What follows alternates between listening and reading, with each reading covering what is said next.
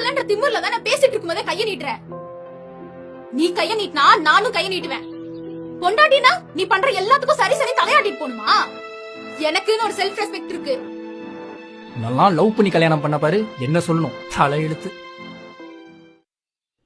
நானும் எல்லாத்தையும் கேட்டுட்டு தான்ப்பா இருக்கேன். என்னப்பா சொல்றீங்க? எனக்கு ஒன்றும் புரியலையே. நடிக்காதட, எனக்கு எல்லாம் தெரியும்.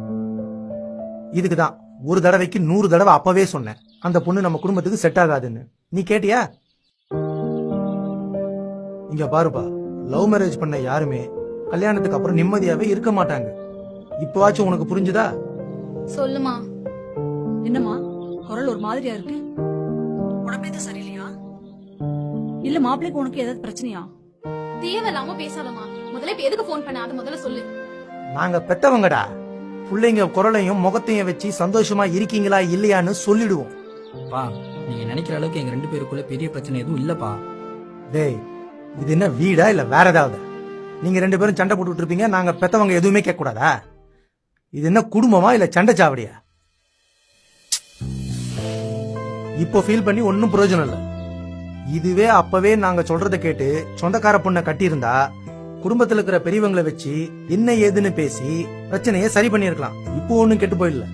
அப்பா சொல்றது கேளுட. அவங்க சைடுல 4 பேர், நம்ம சைடுல 4 பேரு உட்கார்ந்து பேசுவோம். ஒத்து வரந்தா குடும்பம் நடத்து, இல்லையா பிரிஞ்சிருங்க. சரியா? ஒரு நிமிஷம் நான் சொல்றத கேளுமா.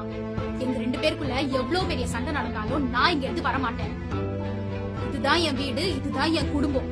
இனிமே இந்த மாதிரி பேசுற வேலைலாம் என்கிட்ட வச்சுக்காது. அதுக்கு இல்லடி, அந்த ஆள் இப்ப என்ன அடிச்சுட்டு போனானா திரும்ப வந்து என்கிட்ட கொஞ்சம் பேசுவான், சாரியும் கேட்பான்.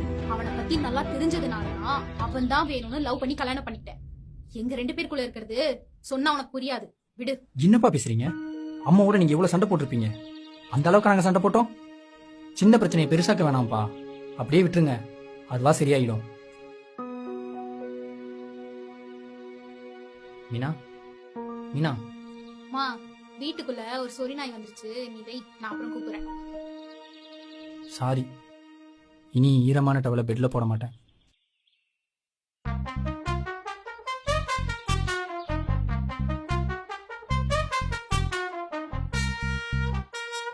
மீனா,